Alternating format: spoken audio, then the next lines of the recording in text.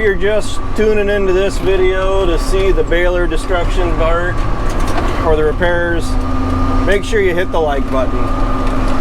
That all happened earlier. It was hectic enough, I just didn't bother filming it. But we're not done. We actually weren't able to get all the parts we needed, but I can at least tell you what's all gone down with it. And I gotta talk quick because I already know when I started this video I'm short on drive space or room to talk. So I went to go start last night, literally went probably 500 feet, and the Baler wouldn't run, kept slipping the clutch, couldn't do anything with it. Well, if you guys remember back to my first baling video, I was talking about how when I was getting full bales, it sounded like the belts were squeaking. It sounds like they were catching, and it was concerning. But try as I might, I could not locate where these belts would be squeaking from. And looking back now, hindsight is 2020. You guys remember, maybe you don't, I had trouble with the last bale I made down at the valley, my first day of making hay. Well, that actually was my problem. It rolled over into the second bit of baling we had to do, the second round of first cut we had down. And what it was that roller on the back of the end gate that actually gets probably the most abuse on this baler, because it's the roller that the bale gets formed on top of. So it actually had grooves worn into it from the belts running, and upon closer inspection, it snapped it right in two when I got to it. But from the looks of it, the previous crack, or part of the crack on that on the roller, was rusted. So my guess is the Baler was a true champ, and it at least stuck it out and was able to let me finish everything down at the valley up into the last bale, which I ended up feeding out anyway. So I'm kind of grateful there. Also grateful, I mean, talking about breakdowns, how can you really be super grateful, right? I'm glad that we were able to get the Baler running with the weather we have ahead of us.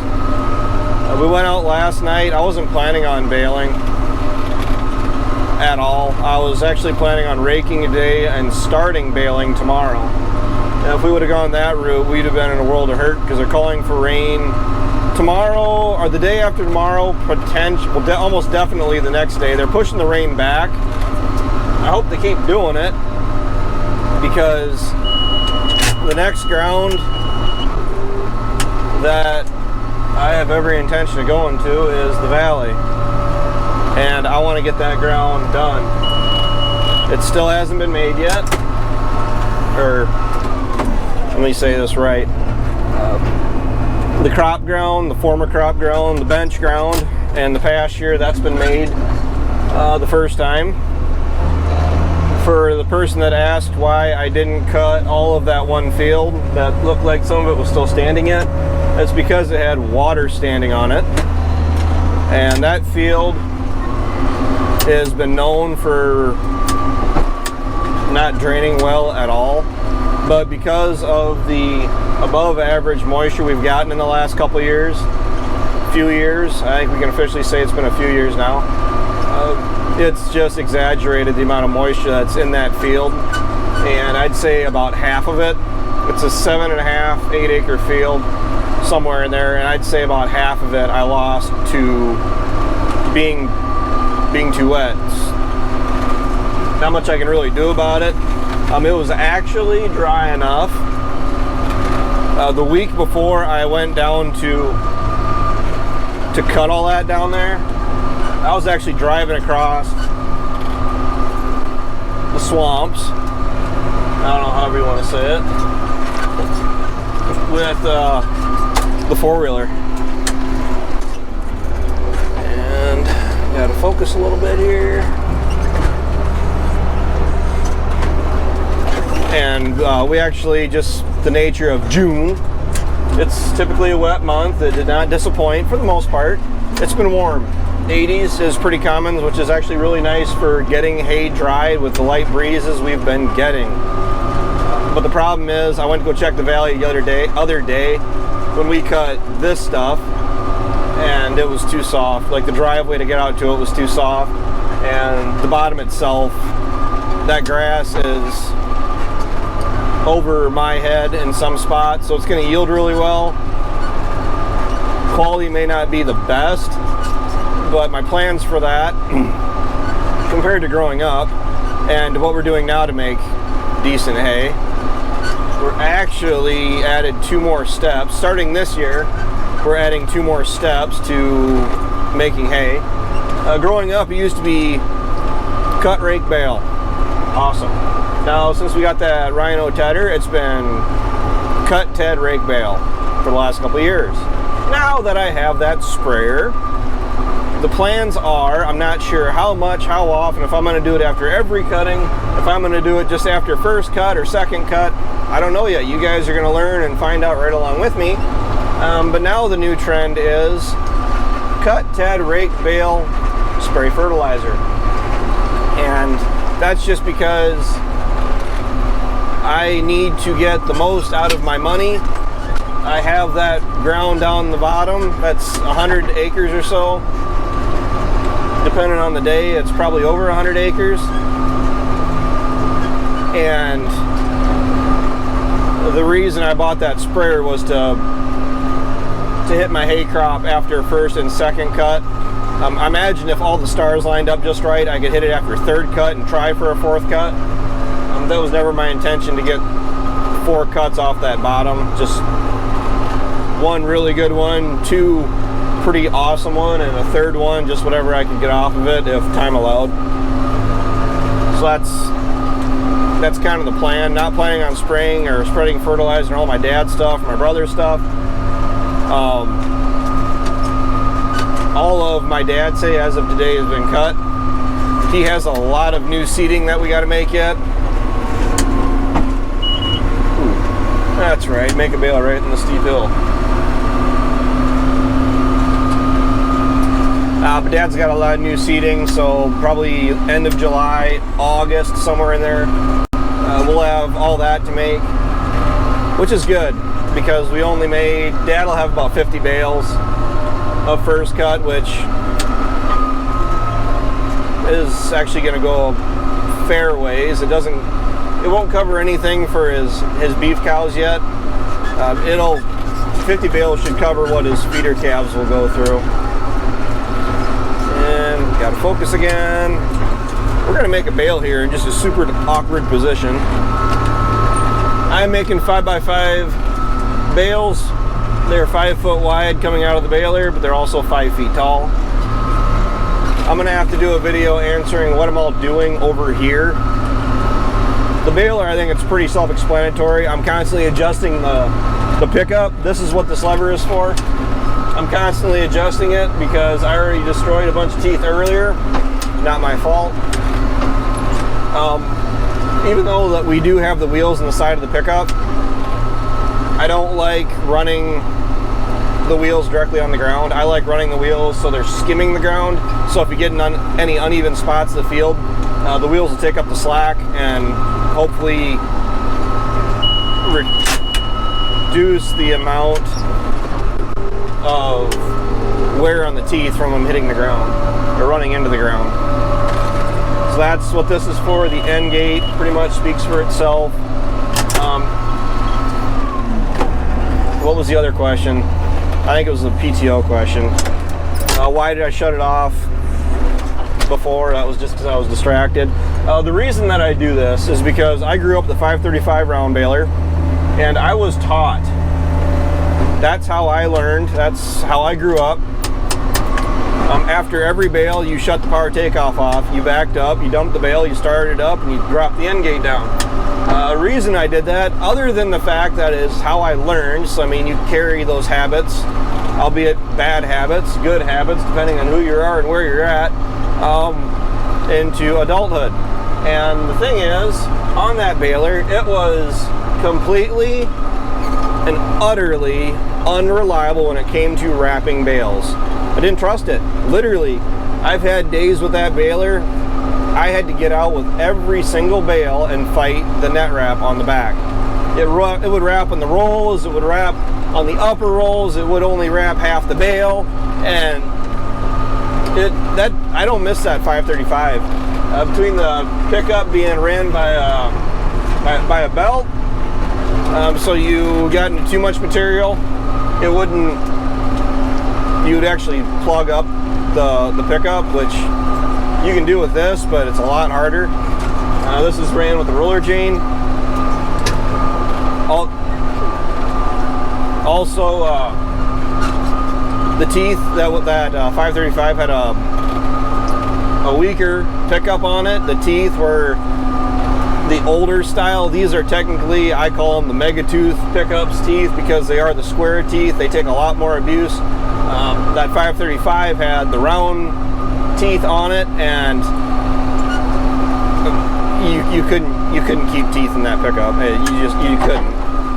And I got a lot of unpleasant memories of running that 535. This 566 can run laps around 2 535s running in field. At least 2 535s like we had growing up. And I do intend on upgrading all of our equipment someday. But let's face it gets kind of old talking about what ifs, right? But to upgrade this baler, 568, just heavier everything on it, and also the bigger flotation tires for some of the ground that I go over, plus the fact that I can be in kind of some soft ground, being down in the valley. The lower end of this piece, I know you guys aren't outside where you guys can see my tracks, but that lower end is actually a soft spot, swamp. It doesn't drain well. That's actually been flooded down there. I've seen the water over top the fence posts down there on the lower end of this pasture. Yeah, this is a pasture.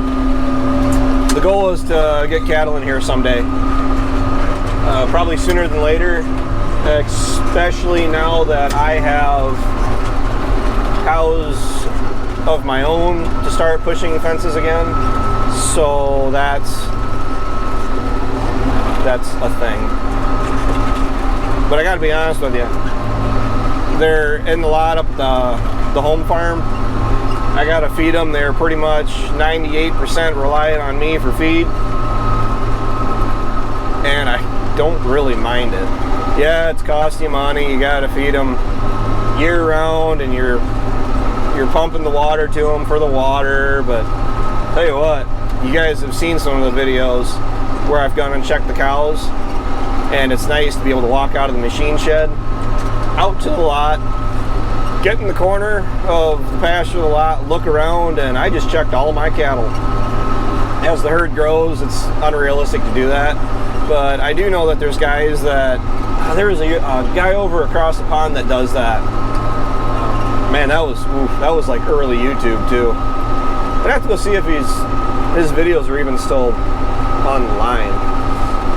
But yeah, they have confinement, like big pens and all that stuff that they just did beef cows. I mean, the cows stayed in a pen pack year round. They fed them TMR, and that really wouldn't be all that bad. My problem is I really don't get excited thinking about doing a TMR. Because you got to be there every single day. You got to have a tractor, TMR, skid steer. I'm sinking in right now. Not good. Devoted to it. Whereas, to be honest, you guys are going to see it. All my plans are going forward with that lot up there, and wherever I have to move my cows around too, because I grow the herd a little bit more. I'm not going to be able to keep them all up there. It's just not realistic. Bale feeders. 4, 5, 6 bale feeders. Actually, even with the number of cows I have up there right now, put in 2 or 3 bales, and that'll last me almost a week. I mean, I'm going about every other day. Come on, there it is. I'm going about every other day to feed, which is all right in the winter because the skid steer is largely up the farm. But where I took my knees out from under me is the fact that the JCB is out at my brother's place. The Bobcat is currently down at my place, so I was going to use that for putting bales in tomorrow. My cows need feed, and once I get done here, I have a couple waterways of mine that I'm going to go do. I can probably 6 or 7 bales, and on the last bale, granted it might be just part of a bale, or if it is too much of a bale or a whole bale, whatever, I'm just going to take it home with the baler and dump it in for my cows when I get done, because they'll love this stuff. This stuff won't last 2 days, I guarantee you that.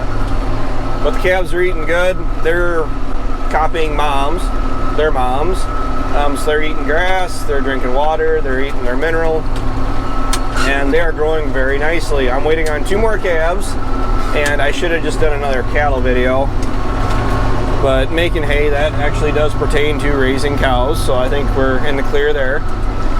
And